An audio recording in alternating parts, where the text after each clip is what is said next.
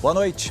O Jornal da Record está no ar para entrevistar os candidatos à presidência da República mais bem colocados nas pesquisas eleitorais. Hoje, pela sequência aprovada pelas campanhas, é a vez do presidente Jair Bolsonaro, que concorre à reeleição pelo Partido Liberal. Essa entrevista tem transmissão simultânea no portal R7, no Play Plus e em todos os perfis das redes sociais da Record TV. A nossa conversa tem duração de 40 minutos e o último minuto, o minuto final, é reservado para as considerações finais. Presidente, muito obrigado por aceitar o convite da Record TV. Uma boa noite ao senhor. Primeiro, boa noite a todos.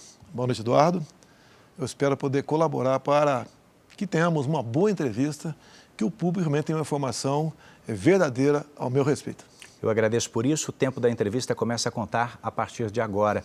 Eu gostaria de começar, presidente, tentando entender para onde é que vão os preços dos combustíveis depois das eleições. As reduções subsequentes nas últimas semanas e meses foram comemoradas.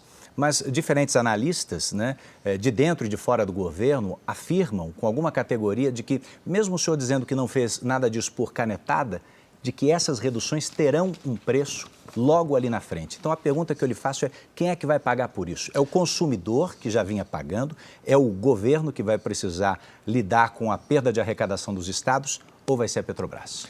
No passado, a Petrobras era usada politicamente com canetadas para diminuir o preço dos combustíveis, para que o presidente daquele momento tivesse ganho político na frente. Nós não fizemos isso.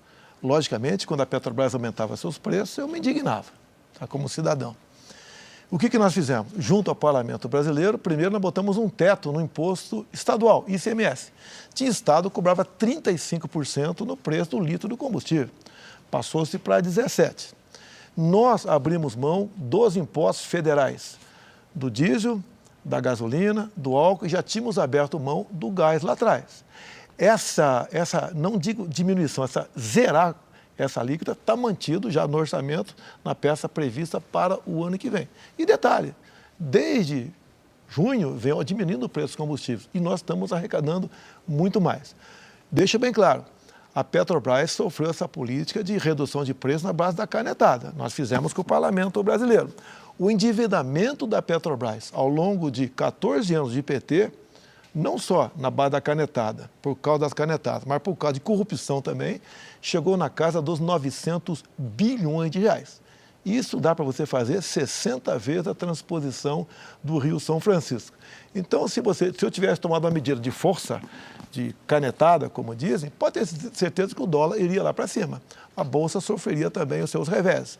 Fizemos exatamente como manda a legislação e como pode ser feito com a participação do Congresso Nacional. Mas com a política de preços, efetivamente, o senhor não mexeu, o senhor não alterou. O senhor deve fazer isso? Pretende fazer isso? Olha, eu não posso fazer isso. A Petrobras é que faz isso através dos seus conselhos, dos seus diretores. Eu sempre, quando indico um chefe de estatal, ele é o dono daquele pedaço.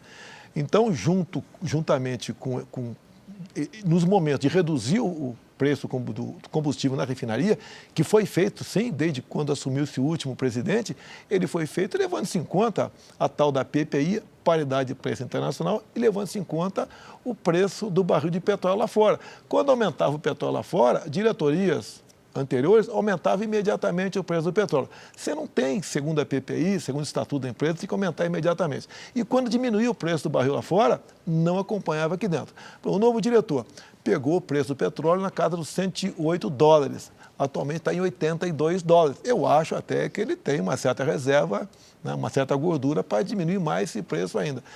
Ou seja, esse novo presidente segue o Estatuto e sempre dá um prazo para ver se aquele aumento daquele dia não foi algo anormal. Então, essa é a nova política da Petrobras, que está sendo muito bem conduzida pelo Caio. O senhor me faz lembrar que durante a escalada de preços, o senhor falou algumas vezes sobre a privatização da Petrobras. Eu queria saber se num eventual novo mandato o senhor volta a discutir isso ou não. A Petrobras é uma gigante, né? Nós temos muitas estatais no Brasil. A Petrobras foi um local onde o PT, Lula e Dilma usaram para botar apadrinhados e botar corruptos lá dentro. Tá? Então, essas pessoas afundaram a Petrobras, quase quebraram a Petrobras. Onde se podia imaginar no mundo você quebrar uma estatal petrolífera. Então, quando você privatiza alguma coisa, a vantagem que você tem é que quem for te suceder não vai fazer o uso político daquela empresa. Então, a vontade de privatizar é, em parte, minha, sim, existe a vontade, e existe, em parte, por parte da população brasileira. Mas nós sabemos da dificuldade de privatizar uma Petrobras e a nossa missão principal é sanear suas dívidas, estamos fazendo muito bem, evitamos o loteamento político da empresa. Você deve se lembrar, por ocasião do Petrolão, cada partido indicava um diretor da estatal, o partido indicava também as pessoas para comporem os conselhos. E isso não deu certo. Então, como um todo, a nossa política é de privatizar, obviamente separando, preservando alguma coisa, que é a estratégia. Pode citar como, por exemplo, não se fala em privatizar no meu governo a Casa da Moeda. Não se fala em privatizar, por exemplo, a questão de Banco Brasil, Caixa Econômica, que tem que ser mantido. As demais empresas não são fáceis as suas privatizações. Tá? Em grande parte, elas passam pelo parlamento brasileiro. Privatizamos a Eletrobras, que era deficitária. Então, eu devo entender que o senhor tem vontade, mas não vai encaminhar a privatização.